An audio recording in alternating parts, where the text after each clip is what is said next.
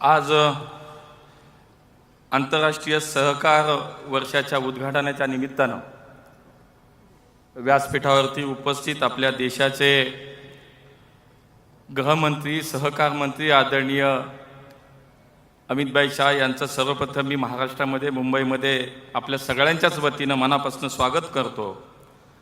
त्याचबरोबर व्यासपीठावरती उपस्थित माननीय उपमुख्यमंत्री आदरणीय एकनाथजी शिंदे साहेब, उपमुख्यमंत्री अजितदादा पवार साहेब, या ठिकाणी राज्याचे सहकार मंत्री श्री बाबासाहेब पाटील, राज्याचे सहकार राज्यमंत्री श्री पंकजी भोईर, आमच्या केंद्रीय सहकार मंत्रालयाचे सचिव माननीय आशिषजी बुटानी, ॲडिशनल सेक्रेटरी माननीय या ठिकाणी उपस्थित सर्वच मान्यवर आणि देशभरातून आलेल्या सहकारी क्षेत्रातील सर्व प्रतिनिधी, आज खरं तर महाराष्ट्रामध्ये हा कार्यक्रम होतोय।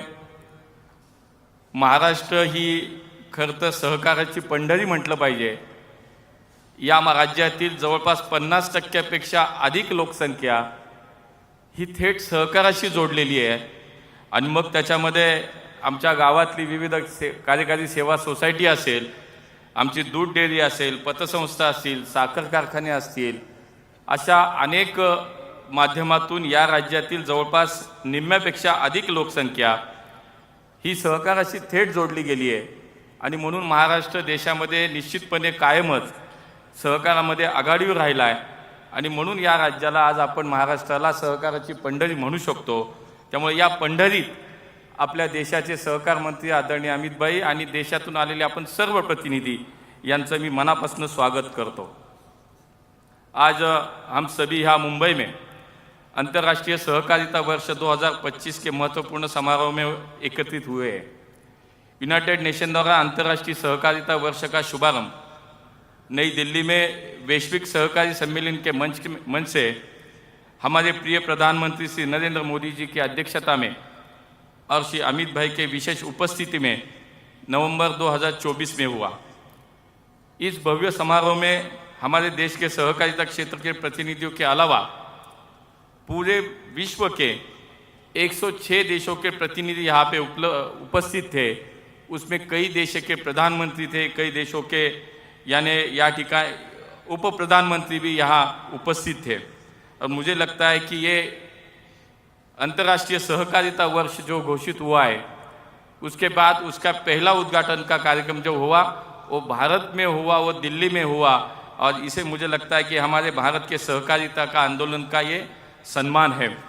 ग्रामीण अर्थव्यवस्था को मजबूत करने और ग्रामीण क्षेत्रों में रोजगार निर्माण करने के लिए माननीय प्रधानमंत्री नरेंद्र मोदी जी ने जुलाई 2021 में एक नए सहकारिता मंत्रालय की स्थापना की और एक ऐतिहासिक निर्णय उस समय लिया गया और आज़ादी के बाद आदरणीय अमित भाई देश के पहले सहकारिता मंत्री बने। और मुझे आपको बताने में ये बड़ा हर्ष होता है कि माननीय अमित भाई ने अपने सार्वजनिक जीवन में शुरुआत का कार्यकाल उनका था वो बाजार समिति और जिला बैंक जैसे सहकारी संस्थाओं के प्रतिनिधि के रूप में कार्य किया है और हम सबका आज ये सौभाग्य है कि ऐसे जमीनी स्तर पर सहकारिता क्षेत्र से जुड़े हुए व्यक्तित्व आज हमारे देश के सहकारिता मंत्री के रूप में हम सभी का मार्गदर्शन कर रहे हैं। जैसे कि हम जानते हैं हमारा देश एक कृषि प्रधान देश है और भारत को विश्व की तीसरी सबसे बड़ी अर्थव्यवस्था बनाने में आगे जाके सहकारी क्षेत्र प्रमुख भूमिका भी निभाएगा। इस विचार को मूल में रखते हुए पिछले 3 वर्षों से जब से सहकारिता मंत्रालय का गठन हुआ है, माननीय प्रधानमंत्री श्री नरेंद्र मोदी जी के कुशल नेतृत्व और माननीय अमित भाई के निरंतर मार्गदर्शन में सहकारिता मंत्रालय हमारे देश के सहकारी क्षेत्र में अभूतपूर्व विस्तार और सुधारों पे काम कर रहा है। इस मिशन के हिस्से के रूप में सहकारिता मंत्रालय ने 56 नई इनिशिएटिव शुरू की जो भारत के सहकारी क्षेत्र के विस्तार और समृद्धि को सुनिश्चित करेगी। इनमें से सबसे महत्वपूर्ण इनिशिएटिव है हमारे पैक्स और इनको मजबूत करने का निर्णय उस समय लिया गया। यदि पैक्स मजबूत होगा तो सहकारिता सक्षम होगी, इससे गांव समृद्ध होंगे और अंततः ग्रामीण क्षेत्रों में रहने वाले लोग भी समृद्ध होंगे।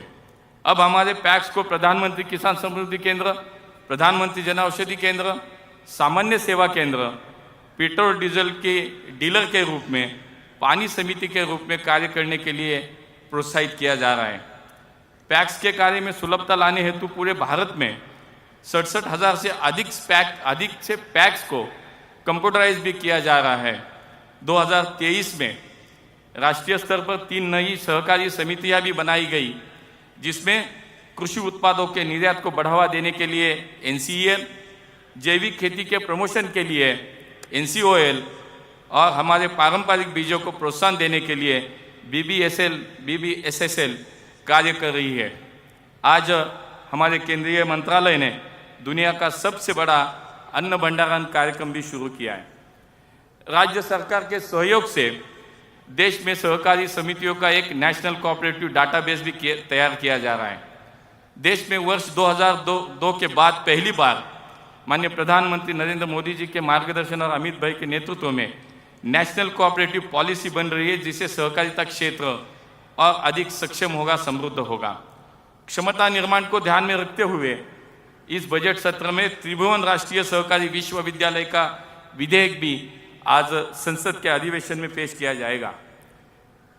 चीनी मिलों के लिए तो देश में चीनी मिलों की स्थिति सुधारने के लिए केंद्रीय सहकारिता मंत्रालय ने पिछले 3 सालों में कई अहम निर्णय लिए आणि खरं तर महाराष्ट्रामध्ये सहकारी साखर कारखाना आणि हा जो काही हे क्षेत्र आहे हे खूप मोठ्या प्रमाणात आहे आणि म्हणून देशातील इतर राज्याप्रमाणे सुद्धा महाराष्ट्रातील सुद्धा सहकारी साखर कारखान्यांना अनेक आव्हानांचा सामना करावा लागत होता।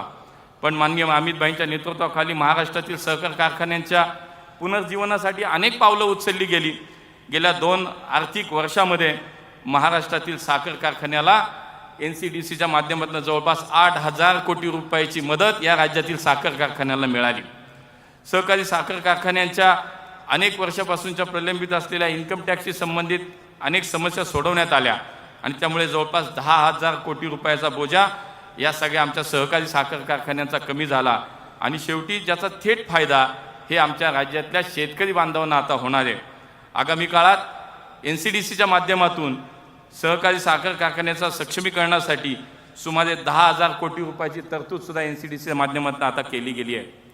आज हम सब यहाँ शहरी सहकारी बैंकों के क्षेत्र में एक ऐतिहासिक घटना का गवाह बनने के लिए सब एकत्रित हुए। हमारे देश में आज कुल 1,465 शहरी सहकारी बैंक है, जिसमें से 50% बैंक तो केवल महाराष्ट्र और गुजरात में है और ये प्रमुख वित्तीय संस्था है जो सहकारी समितियों के रूप में काम करते हैं और जिनका भारत में शहरी क्षेत्रों के आर्थिक विकास में भी महत्वपूर्ण आज योगदान है।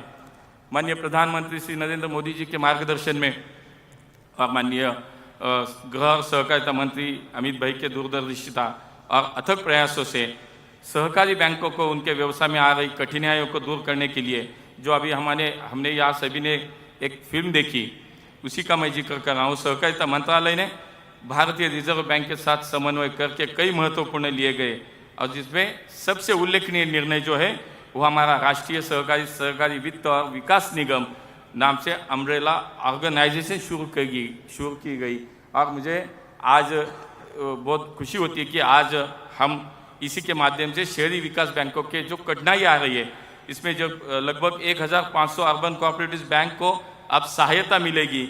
अर्बन कोऑपरेटिव बैंक अब राष्ट्रीय स्तर के शेड्यूल बैंकों के बराबर भी सेवा प्रदान कर पाएंगे।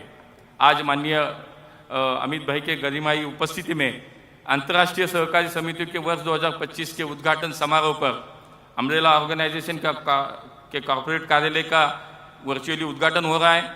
अंतर्राष्ट्रीय सहकारी वर्ष 2025 के लिए वार्षिक गतिविधियों के कैलेंडर का अनावरण किया जा रहा है। 10,000 नवगठित बहुउद्देशीय सहकारी समितियों का प्रशिक्षण कार्यक्रम और प्राथमिक सहकारी समितियों के लिए रैंकिंग ढांचे का शुभारंभ भी आज इस समय पे आज इस प्रोग्राम में होने वाला है। इस अवसर पर मैं बस इतना ही कहना चाहूँगा कि पिछले 3 वर्षों से केंद्रीय सहकारिता मंत्रालय भारत के सभी राज्यों में सहकारिता आंदोलन को विस्तार देने और उसे सक्षम बनाने के लिए निरंतर काम कर रहा है। मेरा यह दृढ़ विश्वास है कि माननीय सहकारिता मंत्री अमित शाह जी के निरंतर मार्गदर्शन में हमारे देश का सहकारिता आंदोलन अधिक सक्षम होगा। मैं एक बार फिर माननीय केंद्रीय गृह और सहकारिता मंत्री श्री अमित भाई का महाराष्ट्र में पधारने पर सम्मान के साथ धन्यवाद करता हूँ। मैं यहाँ उपस्थित आप सभी से अनुरोध करता हूँ कि हम सब मिलकर इसमें अपनी भूमिका निभाएं, जिससे हमारी यशस्वी प्रधानमंत्री श्री नरेंद्र मोदी जी की सहकार से समृद्धि की परिकल्पना जरूर साकार होगी। मैं फिर एक बार आप सभी को आज मुंबई में इस महत्वपूर्ण अवसर पर उपस्थित रहने पर धन्यवाद देता हूँ। जय हिंद, जय महाराष्ट्र, जय सरकार।